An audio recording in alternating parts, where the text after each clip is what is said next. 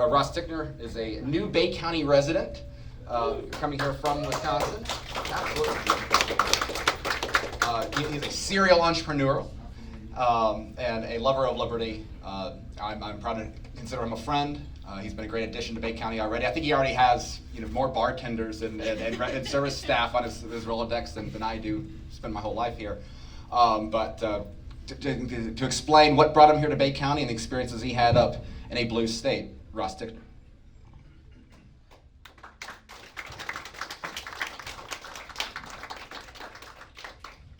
Thank you, Tho. Good evening. As Tho mentioned, my name is Ross Ticknor, and I am a COVID refugee.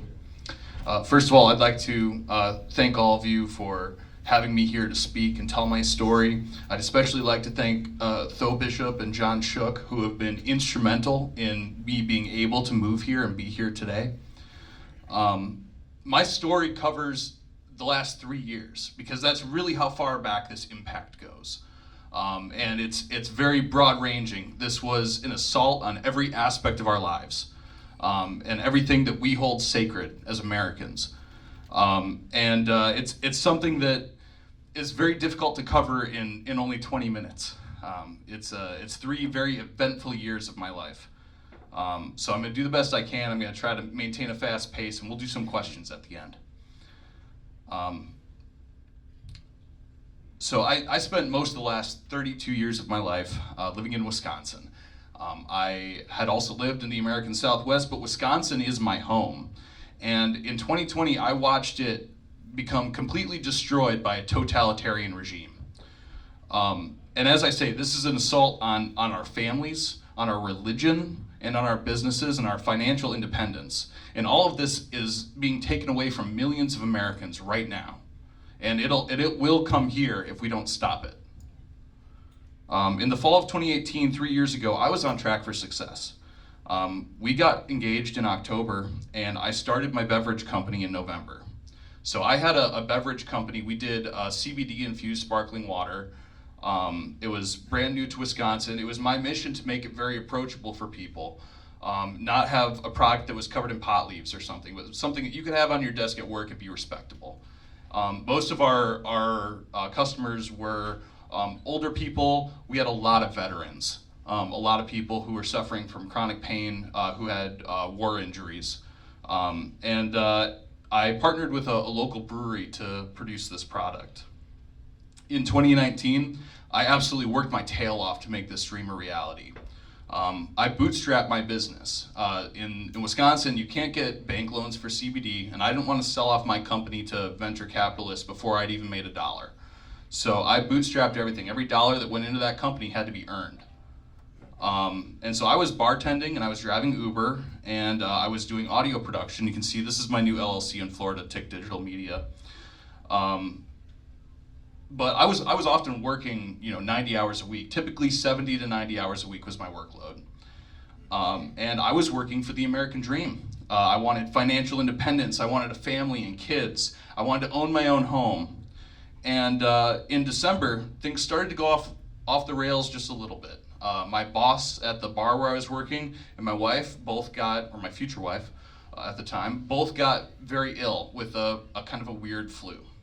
And we know now, because of antibody testing on blood donations to the Red Cross, that COVID was in the area at that time. And so it's very possible it was COVID, but we don't really know. So in 2020, my business was growing rapidly. We did an evaluation around tax time at the beginning of the year, and we figured that at that point, the company was worth about $5 million. Realistically, selling a company that's a year old for $5 million is not really going to happen. People that are going to spend that amount of money on a business, they want to see several years of consistent growth and sales. So that's not like a realistic evaluation for the company, but it's a benchmark.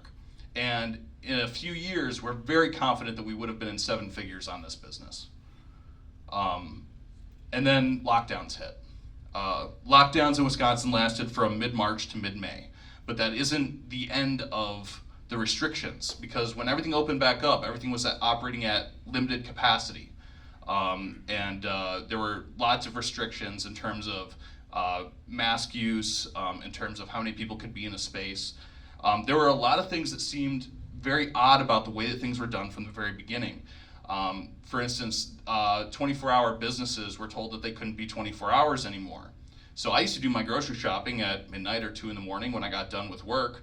So there were all these people that would normally go when it was less busy late at night, who were then forced to concentrate during the day. So you have more people in a space, confined space, than you would if you just let these businesses stay open 24 hours.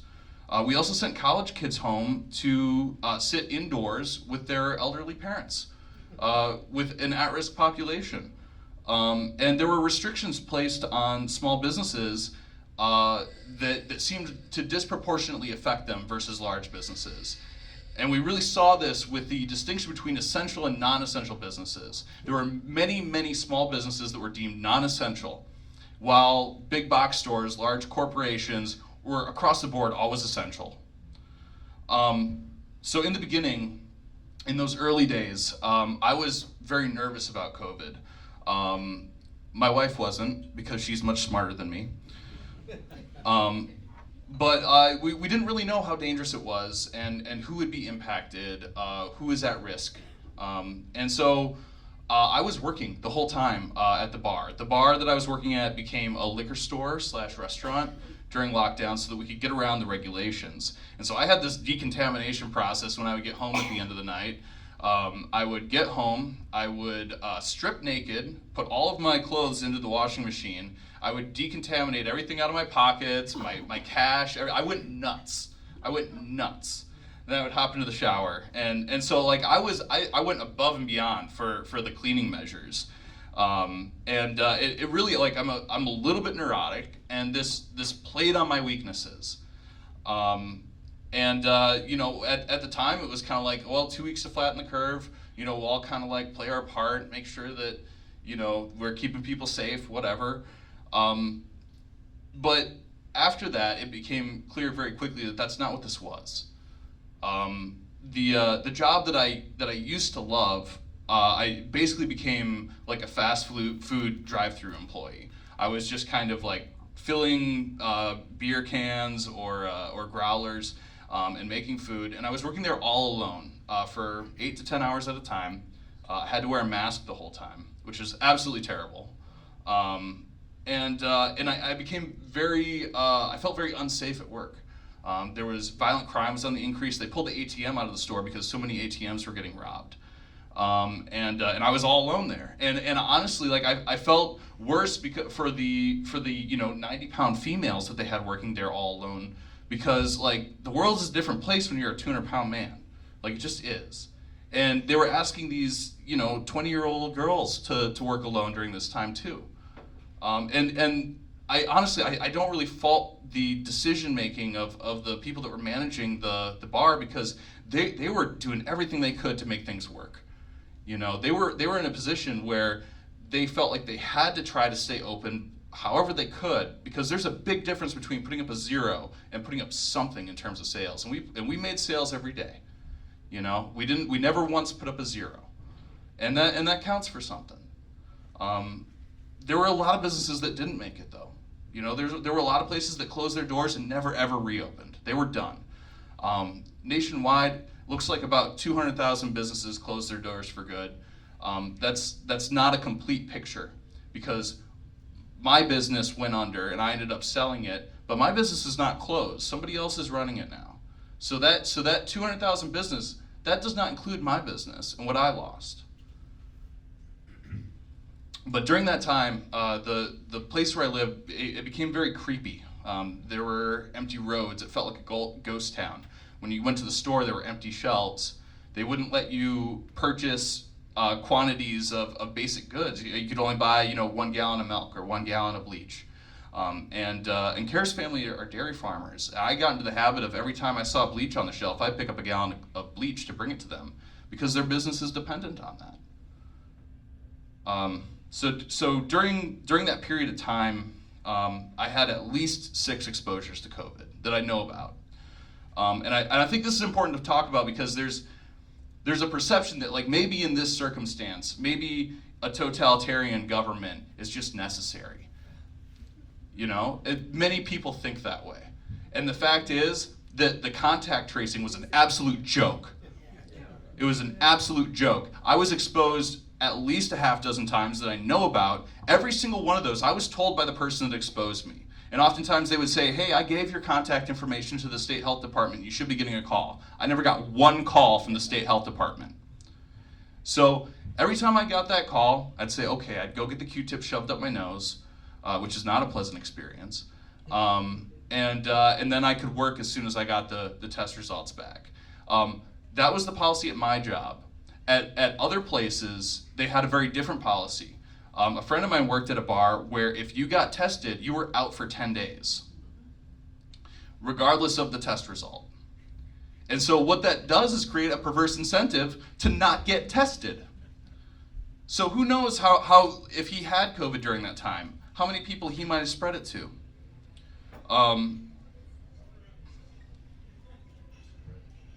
And also, I mean, I was getting exposed to COVID like clockwork every 2 weeks. And so if you're out for 10 days every time you get exposed, and then you're only able to work, 2 days a week on average, how are people supposed to continue? How are they supposed to survive like that? So there were a lot of these policies that just absolutely made no sense whatsoever.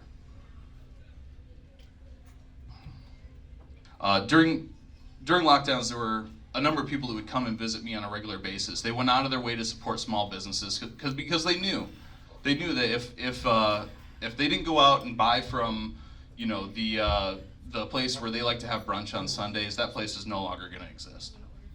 It was going to be, Walmart and Amazon.com and Applebee's, and that's all that would survive. So one of my favorite customers, we like to say that we became COVID buddies.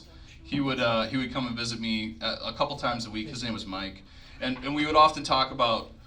We'd make little predictions like, are things going to get back to normal by the 4th of July? Which seems just incredibly naive now that was even on the table, that things were going to be at all normal again at that point. And eventually I kind of came to the conclusion, like, the masks are never coming off. Things are never going back to normal. And I hate that term, new normal. I absolutely hate it because it seems like you're giving into something at that point. But that is how we came to see it.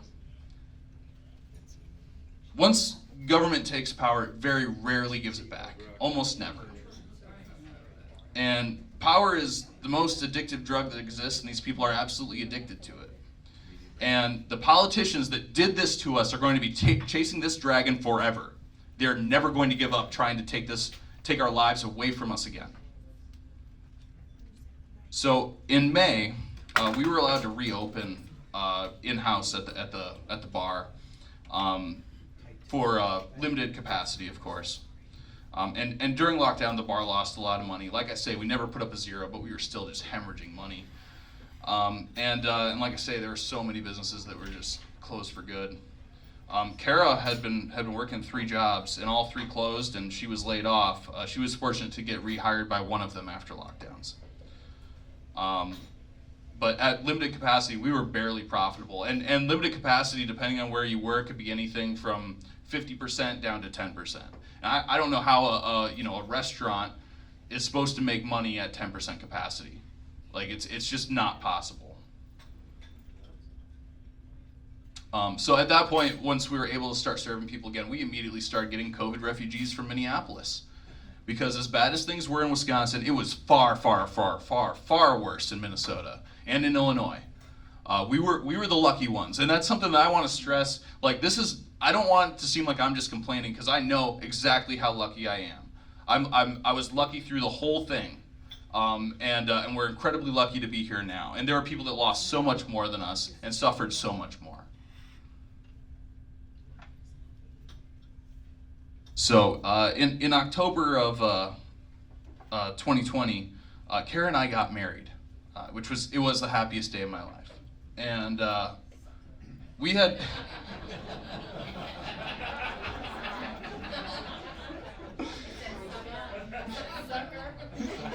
oh, I heard.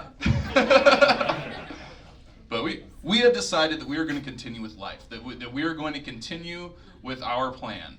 And many of our friends and family did not support this decision.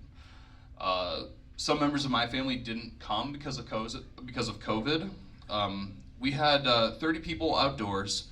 The seating was spaced out. Some people wore masks.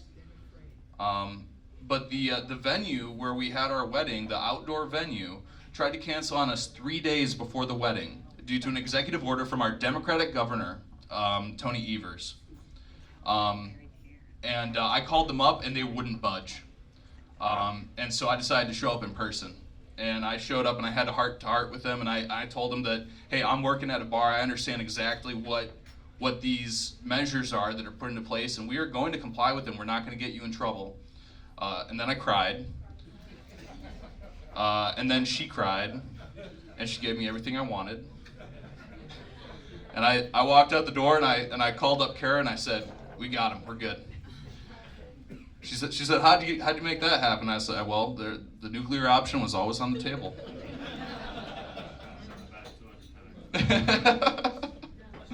But I had a heart-to-heart with them, and they allowed us to have our wedding.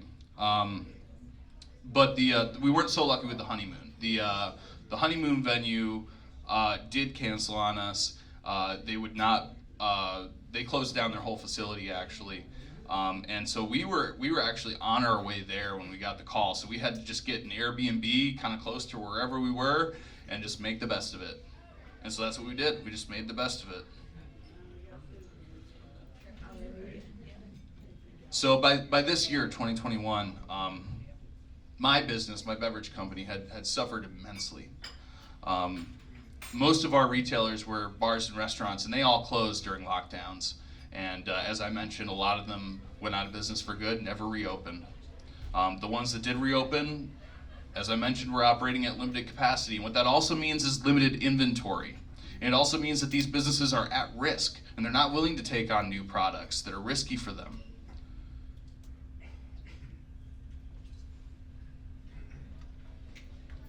So, after over a year of almost zero sales, we were out of money. We'd been paying bills through this whole thing. And we did not get PPP loans. It was because we were a brand new business, and you need that year of track records or several years of track records in order to get those loans. And frankly, those loans kind of seemed like they were a trap for a lot of people, and we're probably lucky that we didn't take them. But after a little over a year, we were done. And my partner and I made the decision to sell the company. So what had been worth $5 million, a little over a year later, we now sold for $45,000. And that covered our startup costs. The business still owed us some money, and it put enough money in our pockets to move down here, and that's about it. Kara's sister has a place down in Fort Myers, and she offered it to us after the wedding as a place where we could go. And in February of this year, I had been laid off from the bar job that I had, and Kara was like, "I'm going to Fort Myers." You know, she said, "You can come with me or not." But she convinced me. She convinced me to go. She convinced her dad to go too. And we're both crotchety old men, so. But when we got down to Fort Myers, it was like stepping back in time to this beautiful period of time called 2019, before all of this. And we just absolutely fell in love with Florida. And at that point, I couldn't imagine living anywhere else. This is where I wanted to be. So we started looking at places, and we kind of narrowed our focus. I mean, there's this process you go through when you're looking at Florida, and it's like, well, we go to the Atlantic side or the Gulf side, and that seems like an obvious choice to me. You know, you go Gulf side, and then it's Peninsula or Panhandle, and you know, for us, I think that was another kind of obvious choice. You know, you go to the Panhandle. So we were looking for areas to go and check out and move to. We were actually kind of thinking maybe more like Destin, but then. Yeah, I know, right? But then I heard Tho Bishop on a podcast called Lions of Liberty, And he made a very bold statement. He said, if you're thinking about moving down here, then hit me up and I'll buy you dinner. Which is a very bold thing to say on a podcast that thousands of people are going to listen to. So I tracked him down. I stalked him until I tracked him down, and I said, hey, you don't need to buy me dinner, but if you'd like to meet up for a beer, that'd be great. And so we met up in April at Off the Hook, just down the road here. And though absolutely just sold me on Bay County. And he also put me in touch with John Shook, who became our realtor. And we made the move this summer. So it all happened pretty quick. Right now, a rental truck one way from Wisconsin to Florida is about $5,000. And so rather than pay $5,000 for a moving truck, I just bought a van. So I bought a panel van off of an HVAC company, and I got a pretty good deal on it, but it wasn't as big as a moving truck. So, and I was working on a time crunch, so I did 4 trips between here and Wisconsin in a matter of a couple weeks. We left friends and family and loved ones and our whole world behind to come here and start a new life with new friends in a new place. And as I say, we feel that we are extremely lucky. So some people lost so much. I mean, I lost a lot, but there are people that lost even more than me. Realistically, I only had a little over a year into my business before lockdowns hit. There were people that lost businesses that they had 20 or 30 years into. There were people that lost businesses that were generational, where grandma and grandpa started a restaurant and then passed it down. And those businesses, in a lot of cases, are just gone. They're gone forever. And the unseen economic costs are still becoming known. It's something that we might never be able to truly quantify, just how much was lost. But we're so fortunate to have ended up here, and we thank God for that every day. And to be welcomed into a community of wonderful people. And I understand there's apprehension about the people that are moving here, particularly from blue states. And I want to say I think that Florida is fundamentally different from Texas. In Texas, there's a lot of companies that are moving to Texas for tax benefits, and they're bringing their employees from blue states, and those people are moving there for a job, not for the culture and the politics, and to live free. When I see DeSantis and I see Florida getting dragged in the media, I celebrate. And I'll tell you why. Because when you're over the target, you're under attack. And when those devils are attacking you, you know you're doing something right. And the people that recognize that, those are the people you want coming here. And the people that don't recognize that, the people that are sucked into the propaganda and are afraid of it, they can stay gone. They don't need to come here.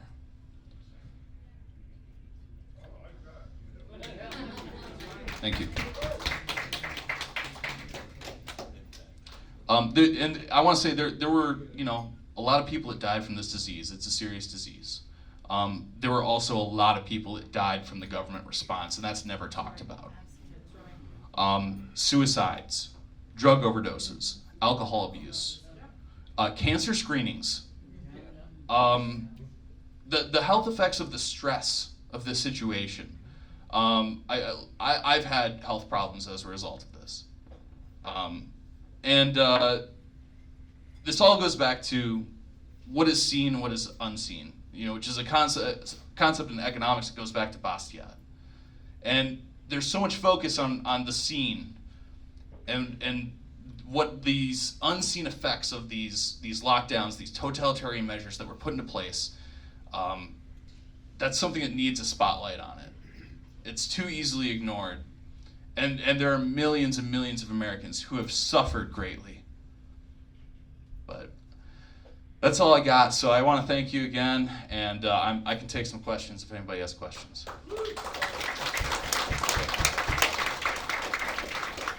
Welcome to free Florida. Yeah, thank you. Welcome to Florida and the family. Thank you. God will be in it. Yes, sir. So on the way over here, I came over with this guy here, and Brian Gray, and we were discussing some things, and one of the things we're discussing about, you know, the executive order of Biden with his vaccine mandate, and it looks like it's going to affect us. And but listening to your story really touched me, and I thought you did an awesome job portraying the message that you wanted to portray. And as you were talking, it made me think about the election we had for governor. As you guys know, it was a close race, and I can't imagine what it would be like right now. Yeah. And it was a close race for the governorship in Wisconsin too. And I can't help but think it would have been a very different situation if Scott Walker had been able to keep his seat. And I have my problems, my own beef with Scott Walker, but what Tony Evers did to that state is unconscionable. It's absolutely criminal what these people have done. They seized power that was never rightfully theirs, and it continues to be done. And honestly, this thing is not going to be over as long as there are Democratic governors, Democratic leadership, and Anthony Fauci handing down edicts. Yeah, absolutely. They're going to keep power. They're going to take power, keep it, seize it, and never give it up. They are going to fight to the bitter end because they understand that what they have is fleeting. And as long as they are able to put the squeeze on us, they're going to do it. So, yeah, thanks again. And I guess what I wanted to say is this is why it's so important for us to get out and vote. That way we don't have an Andrew Gillum in the state of Florida. Yeah. Like them, in the state of Florida, because it's a pretty scary thought. Yeah, there needs to be a line in the sand. And they will take every inch that you give them. And we need to take back ground. We need to not give them an inch. So, but I know there's been talk about DeSantis running for president and that, and I'll be honest with you, I'm selfish. I don't want him to run for president. We don't want to lose him here. I don't want to lose him as governor. But listening to your story, it makes me give the bigger picture of what's going on, and you know, I really hope that I really believe that someone like Governor DeSantis needs to get up there and fix it. You know, I'm going to be honest with you. I'm selfish too, and I'd kind of like to keep DeSantis here.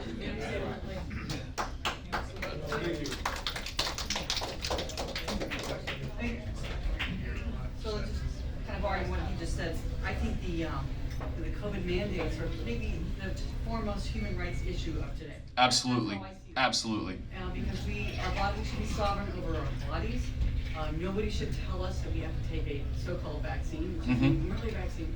And I'm facing in my own family right now because my son-in-law works for a defense firm in Mary Esther. He's an engineer. And because his company employs more than 100 people, they all have to get, all the engineers have to get the shot, the jab, or quit, or they'll be fired. And my son-in-law does not want to get it. And in fact, he has 2 autoimmune conditions that may worsen his autoimmune conditions if he gets the jab, right? So he's going to try to get a letter Medical exemption. Yeah, medical exemption, right. And of course, you should be able to get a religious exemption too, but yeah. But the problem is that even if we were to get that, the company's going to probably force it on all their employees because all our contracts are government contracts, right? They're defense firms. And so he's probably, you know, it's a grip without a paddle, and I think 64% of the engineers in his particular firm have already gotten the jabs, right? They've buckled under. So it's not at the point where they can actually, you know, protest, and the company doesn't want to fire all the engineers, so they're going to be afraid. So what do we do? You know, it's so Governor Abbott, as you guys probably know, just Monday, I think, yesterday, passed an executive order barring all mandates for the COVID vaccine, and he's at the private companies as well. So, DeSantis, why haven't you done that for Florida? Yeah, absolutely. Right? Yeah. I think we all need to write DeSantis and call his office and Moss and say, look, we need you to step up to the plate like Abbott did, yeah, and you know, and for, you know, get rid of those things and then have the legislature vote on it. Stay tuned 5 minutes, we may have more of this stuff. Yeah, and this issue is one that is really tearing apart families. I have a family. I have much of my family's on the left, and it's very difficult to maintain healthy relationships. There was a time when we could just kind of agree to disagree, but you look at what's happening in Australia, and there are so many people that would love to bring that here. And when what we disagree about is whether you can send goons to my house in the middle of the night to kick in my door and shoot my dog and drag me out into the street and throw me in a cage and forcefully inject me with some experimental gene therapy. This isn't something we can agree to disagree about, because what we're disagreeing about is you using force against me. That's what government is. This is true. Yeah, and that is the issue with this kind of cold civil war that we're in over control of the state. All good?